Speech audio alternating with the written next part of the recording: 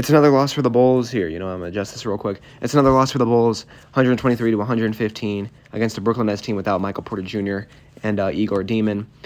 I'm not really that upset about this loss just because we're trying to tank, and most of these guys, they're trying to play for another contract with this team, see who works well together with, your core guys, which is Josh Giddey and Modest Buzelis. And yeah, it sucks seeing this team lose, especially late like that, especially when you're competitive for the first three quarters, and then you just kind of collapse in that fourth quarter. I will say, the new guys, they're probably gassed. They're in a new system.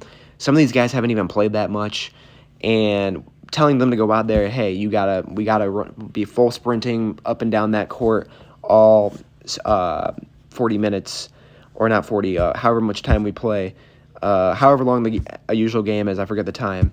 But going up and down, fast-paced, trying to score in transition, and, some of these guys, they're not used to that. They're not used to that type of scheme, which is fine.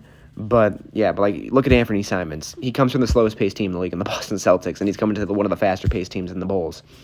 But you know what, man? It's not the end of the world. We're trying to tank. We're not trying to make the postseason. We're not trying to even make the play-in. We're trying to get a top draft pick. And I'm expecting the team to be solid next year if they get a top 5 pick. I'm liking the draft class this year, and I want to have a top 5 pick this year. But right now, half of these guys are just on tryout to see who's going to be on the team next year. A lot of them are making very strong cases, but they're trying to see who works well together with Josh Giddey and Modest Buzelis, and that's what happened. And the problem is, when Josh Giddey, Trey Jones, and Jalen Smith are all out, you don't really know how well these guys play together.